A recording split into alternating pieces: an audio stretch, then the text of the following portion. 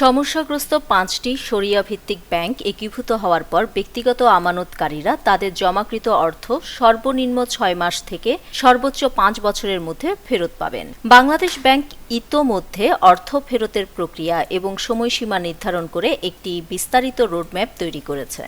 বাংলাদেশ ব্যাংকের উপদেষ্টা পরিষদ ৫টি ব্যাংক একীভূত করে একটি নতুন রাষ্ট্রায়ত্ত ব্যাংক গঠনের অনুমোদন দিয়েছে। ব্যাংকগুলো হলো ফার্স্ট সিকিউরিটি ইসলামী ব্যাংক, ইউনিয়ন ব্যাংক, গ্লোবাল ইসলামী ব্যাংক, সোশ্যাল ইসলামী ব্যাংক ও এক্সিম ব্যাংক।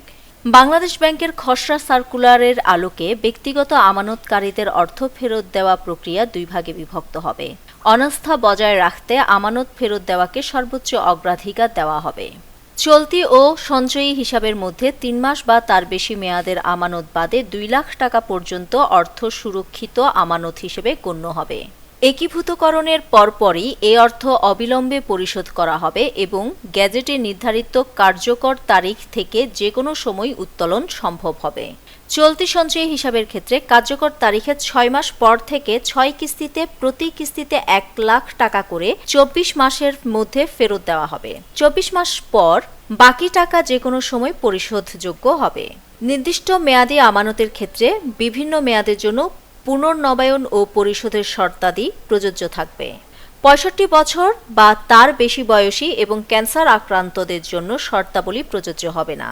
আমানতকারীরা তাদের বাকি থাকা ব্যালেন্সের সর্বোচ্চ ৩০% পর্যন্ত বিনিয়োগ বা ঋণ সুবিধা গ্রহণ করতে পারবেন। কার্যকর তারিখ থেকে আমানতের উপর বাজার ভিত্তিক মুনাফা প্রদান করা হবে। প্রাতিষ্ঠানিক আমানতকারীদের জন্য শেয়ার, ব্যাংক, আর্থিক প্রতিষ্ঠান, সরকারি, আধা সরকারি ও স্বায়ত্তশাসিত সংস্থাগুলোর নেট দায়বদ্ধতার বিপরীতে নতুন ব্যাংক অগ্রাধিকার শেয়ার ইস্যু করা হবে। এই শেয়ারগুলোর উপর ব্যাংক মুনাফা হার প্রযোজ্য থাকবে এবং কমপক্ষে ৫ বছর ধরে রাখতে হবে।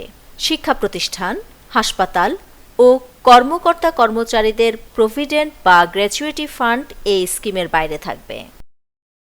নিউজ ডেস্ক, দৈনিক পূর্বকোণ।